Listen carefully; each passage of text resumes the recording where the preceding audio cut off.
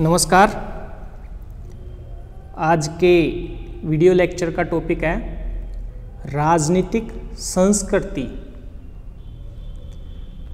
वर्तमान समय में जब से व्यवहारवादी आंदोलन अपने चरम सीमा पे पहुंचा है, तो राजनीति विज्ञान भी अन्य अनुशासनों के दृष्टिकोणों से प्रभावित रहा है और राजनीति विज्ञान में भी नई नई अवधारणाएं उभर कर सामने आई हैं। और इसी क्रम में हम आज राजनीतिक संस्कृति की अवधारणा पर विचार विमर्श करते हैं, जो कि वैसे तो संस्कृति की अवधारणा ही समाजशास्त्रीय अवधारणा है। यह मूल रूप से मानव शास्त्र और समाजशास्त्र से संबंधित है, लेकिन आज वर्तमान समय में अंतर अनुशासनात्मक दृष्टिकोण पर ज़्यादा जोर देने से एक नई अवधारणा हमारे राजनीति विज्ञान में उभरी है, जिसको राजनीतिक संस्कृति के नाम से जाना जाता है।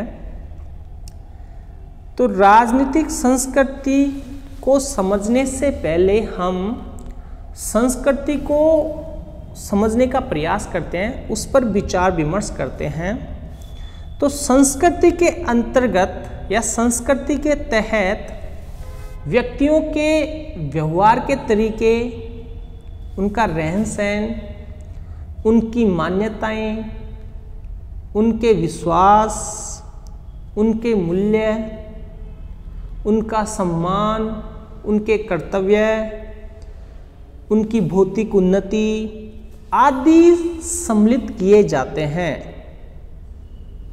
ये सभी बातें राजनीतिक क्षेत्र में राजनीतिक प्रक्रिया को भी प्रभावित करती हैं।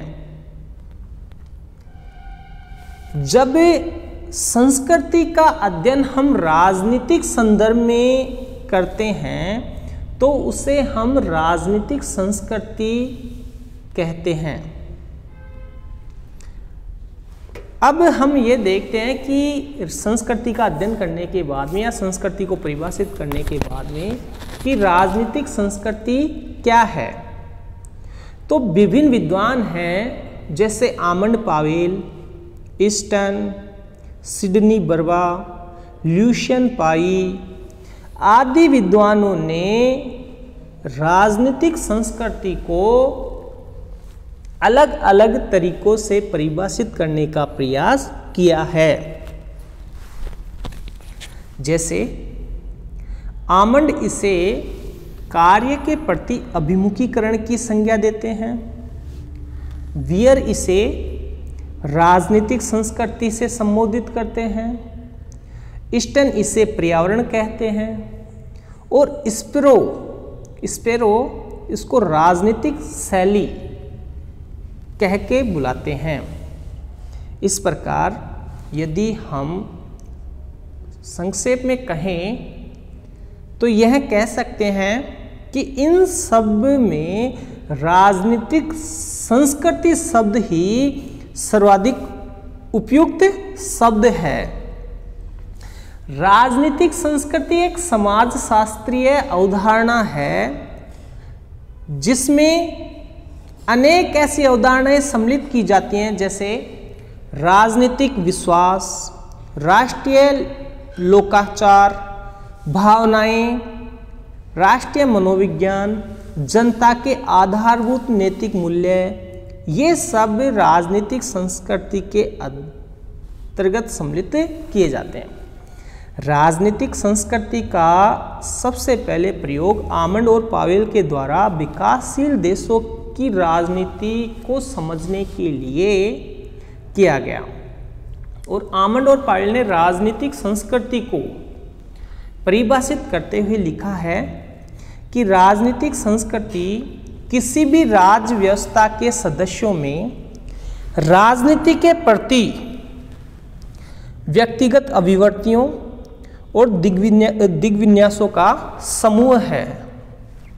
इसी प्रकार एलन वॉल लिखते हैं कि राजनीतिक संस्कृति उन अभिव्यक्तियों, विश्वासों, भावनाओं और समाज के मूल्यों से मिलकर बनती है जिनका संबंध राजनीतिक पद्धति और राजनीतिक प्रश्नों से होता है। इसी प्रकार सिडनी बर्वा ने राजनीतिक संस्कृति के विभिन्न पहलुओं को ध्यान में रखते हुए इसकी व्यापक परिभाषा दी है। उसके अनुसार राजनीतिक संस्कृति में आनुभविक विश्वास, अभिव्यक्तात्मक प्रतीक और मूल्यों की वह व्यवस्था मानता है जो उस परिस्थिति अथवा दशा को परिभाषित करती है जिसमें राजनीतिक क्रिया संपन्न होती है।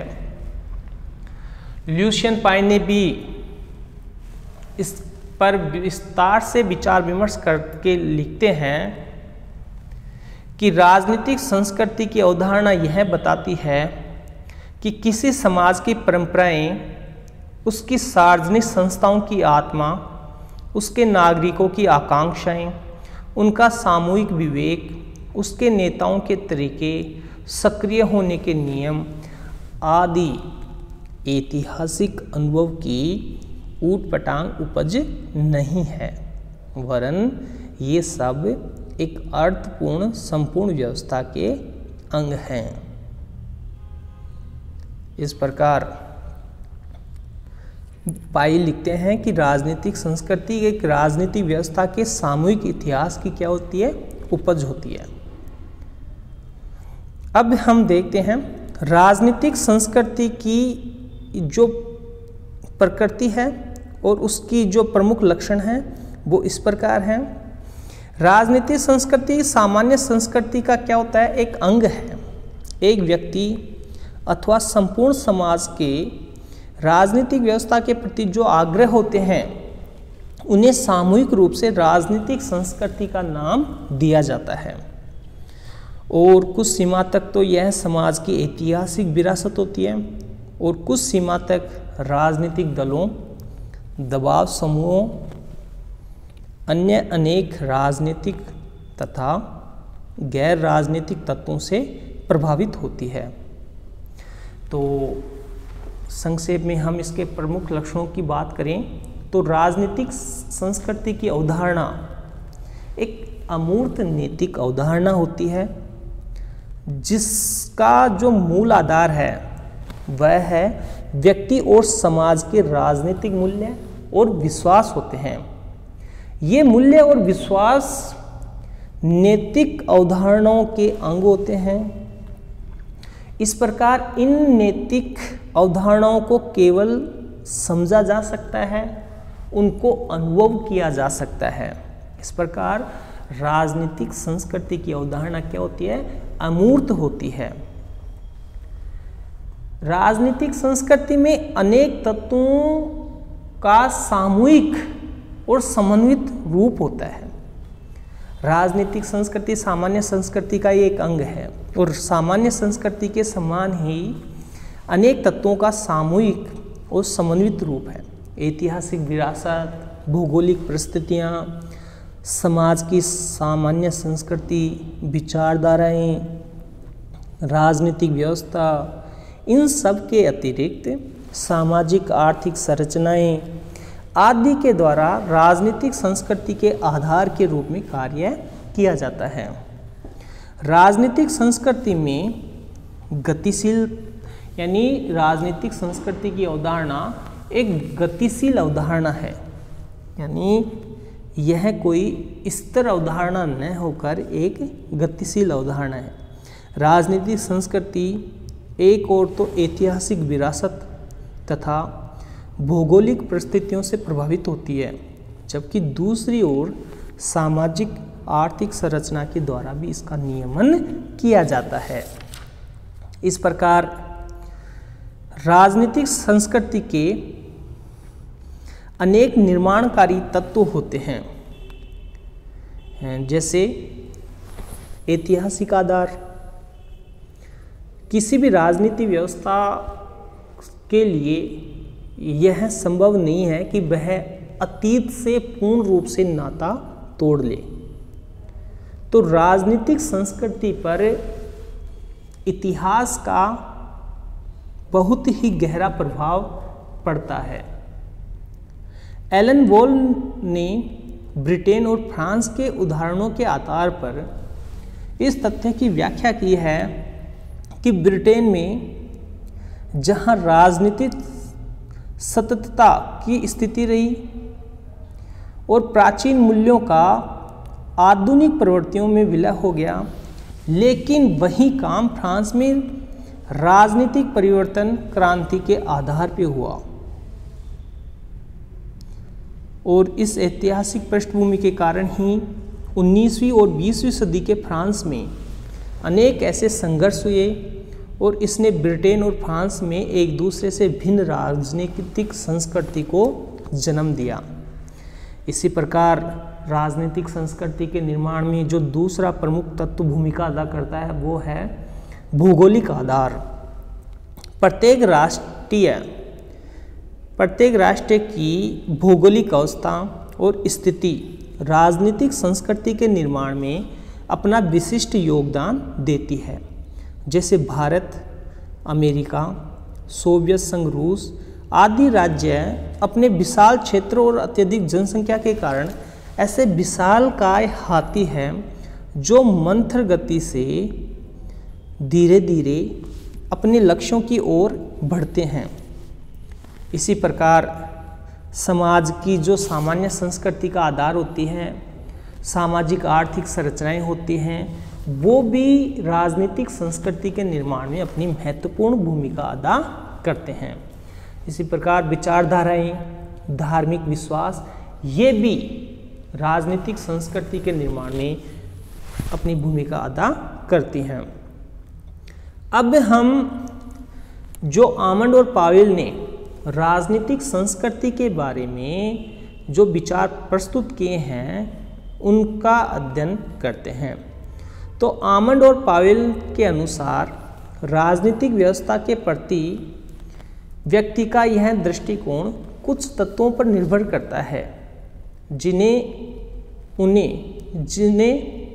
आमंड और पावेल राजनीतिक संस्कृति के परिवर्तक कहकर बुलाते हैं।